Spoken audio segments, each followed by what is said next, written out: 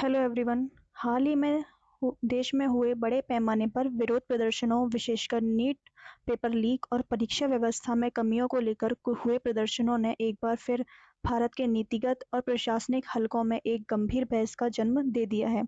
एक तरफ हैं देश के वो युवा जो अपने भविष्य और निष्पक्ष परीक्षा प्रणाली के लिए सड़कों पर उतरकर आवाज उठा रहे हैं, वहीं दूसरी तरफ है प्रशासनिक मशीनरी जिनकी जिम्मेदारी कानून व्यवस्था यानी कि पब्लिक ऑर्डर को बनाए रखना है। अक्सर परीक्षाओं में ऐसे सवाल आते हैं जहां सिविल सर्विसेज एस्पिरेंट से पूछा जाता है कि राइट टू प्रोटेस्ट और पब्लिक ऑर्डर के बीच बैलेंस कैसे बनाया जाए। आज की इस वीडियो में हम यूपीएससी जीएस 2 के दृष्टिकोण से इस पूरे कॉन्स्टिट्यूशनल डायलेमा का एक न्यूट्रल और डीप एनालिसिस करेंगे। चलिए शुरू करते हैं। सबसे पहले समझते हैं कि हमारा जो कॉन्स्टिट्यूशन है वो प्रोटेस्ट कर रहे सिटीजन्स को क्या राइट्स देता है। ठीक है। और इंडियन कॉन्स्टिट्यूशन, जो हमारा इंडियन कॉन्स्टिट्यूशन है वो उसका पार्ट 3 में सिटीजन्स को मजबूत फंडामेंटल राइट्स दिए गए हैं जो किसी भी जीवंत लोकतंत्र का सेफ्टी वॉल्व होते हैं। तो शुरू करते हैं। देखते हैं कि हमारे जो सेफ्टी डोमेन्स हैं यानी कि फंडामेंटल राइट्स यानी कि पार्ट 3 में दिए हुए कुछ आर्टिकल्स जो कि सिटीजन्स को मिलते हैं। तो पहला है हमारा आर्टिकल 19(1)(a) जो हमें फ्रीडम ऑफ स्पीच प्रोवाइड करता है, जो हमें freedom of speech and expression provide करता है, यानी वाक और अभिव्यक्ति की स्वतंत्रता देता है। इसके तहत नागरिकों को व्यवस्था की कमियों और संस्थागत विफलताओं के खिलाफ शांतिपूर्ण ढंग से असंतोष जाहिर करने का पूरा अधिकार है। हमारा दूसरा आर्टिकल है 19(1)(b), right to assemble peacefully and without arms, right to life, जो नागरिकों को बिना हथियारों के शांतिपूर्ण तरीके से इकट्ठा होने की आज़ादी देता है। और सबसे महत्वपूर्ण आर्टिकल हमारा आर्टिकल नंबर 21, तीसरा article, right to life and personal liberty. न्यायपालिका ने समय समय पर यह साफ किया है कि एक पारदर्शिता और निष्पक्ष और योग्यता आधारित परीक्षा प्रणाली यानी कि फेयर एग्जाम सिस्टम सीधे तौर पर युवाओं के गरिमापूर्ण जीवन और आजीविका के अधिकार से जुड़ी हुई है। यहाँ आपको बता दें तो मुख्य परीक्षा के लिए एक लैंडमार्क जजमेंट हुआ था, उसे याद रखिएगा। एक लैंडमार्क जजमेंट हुआ था, इसे ज़रूर याद रखिएगा। वो हुआ था मजदूर किसान शक्ति संगठन वर्सेस यूनियन ऑफ इंडिया, जो कि हुआ था 2018 में। इस मामले के हिसाब से इस मामले में माननीय सर्वोच्च न्यायालय ने मतलब सीधे तौर पर स्पष्ट किया था कि विरोध प्रदर्शन करना एक हमारा फंडामेंटल राइट है। हालांकि कोर्ट ने यह भी कहा था कि इसके लिए प्रशासन को एक डेजिग्नेटेड जोन्स तय करने चाहिए ताकि आम जनता या यात्रियों के अधिकारों का हनन ना हो।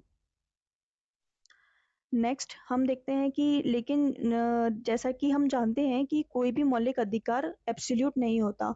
संविधान, हमारा कॉन्स्टिट्यूशन, राज्य यानी सरकार को भी कुछ शक्तियां प्रदान करता है। तो कुछ शक्तियां प्रदान करने के लिए स्टेट के पास भी कुछ शक्तियां हैं जो कि हमारा कॉन्स्टिट्यूशन देता है। जैसे कि आर्टिकल नंबर हमारा 19(2), इसके तहत सरकार को यह अधिकार है, यह राइट है कि वह पब्लिक ऑर्डर, देश की प्रभुता और सुरक्षा के हित में इन अधिकारों पर उचित प्रतिबंध यानी कि रीजनेबल रेस्ट्रिक्शंस लगा सकती है। जब भी कोई आंदोलन हिंसक रूप लेने लगता है या फिर कानून व्यवस्था बिगड़ने लगती है तो प्रशासन नए आपराधिक कानून के तहत कई कदम उठाता है। जैसे कि हम देख सकते हैं कि जैसे कि काफ़ी ये प्रमुख 3 कानून बताए गए हैं। जैसे कि सेक्शन 163 ऑफ बीएनएसएस, इसमें इसके तहत जो पहले सीआरपीसी की धारा 144 हुआ करती थी, इसके तहत जो जिला मजिस्ट्रेट होते हैं वो किसी भी क्षेत्र में, किसी भी एरिया में अप्रिय घटना यानी कि दंगे हो गए या फिर कोई भी ऐसी एक्टिविटी जिन पर प्रतिबंध रोकने के लिए एक प्रतिबंधनात्मक आदेश जारी कर सकते हैं। कौन? हमारे मजिस्ट्रेट किसी भी एरिया के। नेक्स्ट हमारा section number 189 of BNS unlawful assembly का है। इसमें यह गैर कानूनी जनसमूह यानी कि अनलॉफुल असेंबली को डिफाइन करता है और सजा का प्रावधान करता है। यदि कोई भीड़ का कोई ऑब्जेक्टिव है सरकारी काम में बाधा डालना या फिर कोई हिंसा करना, तो ये उसके लिए सेक्शन है।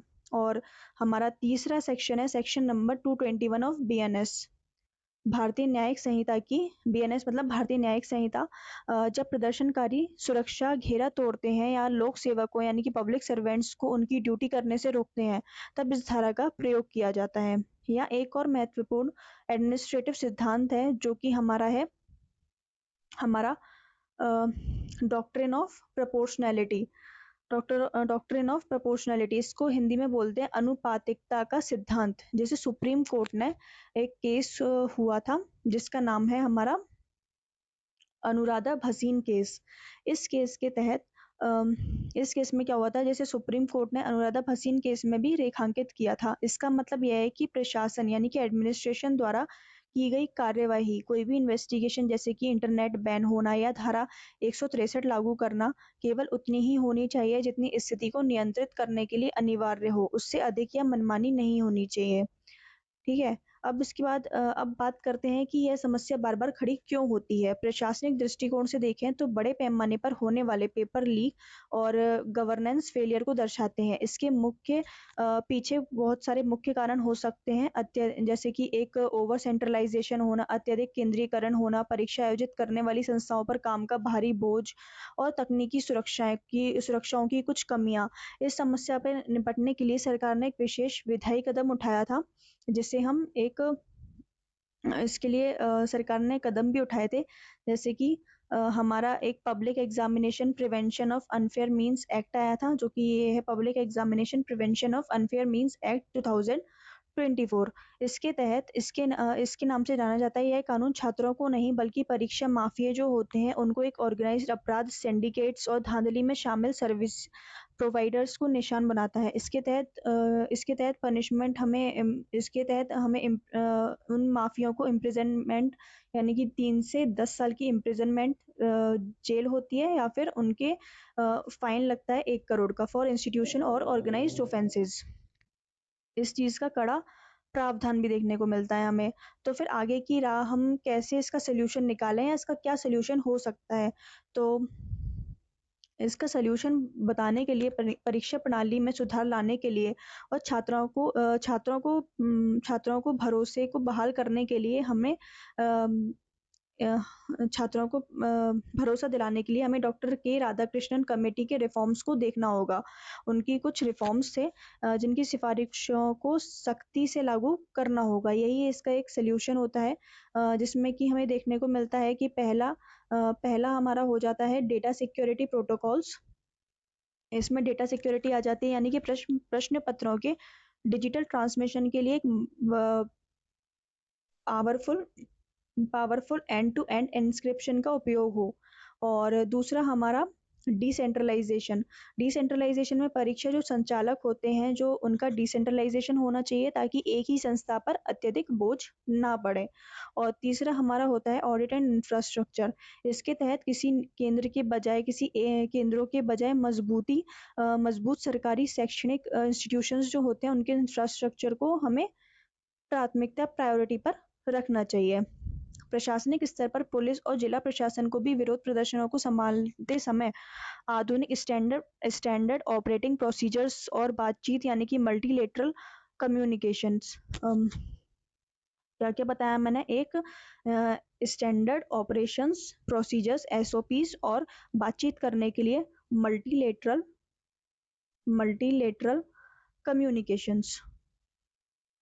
कम्युनिकेशंस का रास्ता अपनाना चाहिए, ताकि जो कानून व्यवस्था है वो भी बनी रहे और लोकतंत्र में नागरिकों की आवाज भी ना दबे। अगर यह वीडियो और इस वीडियो में देखें तो मैंने बताया कि एसओपीज, ये हमने वे फॉरवर्ड्स देख लिए हैं। और देखें कि इस पूरे विषय पर आपकी क्या राय है।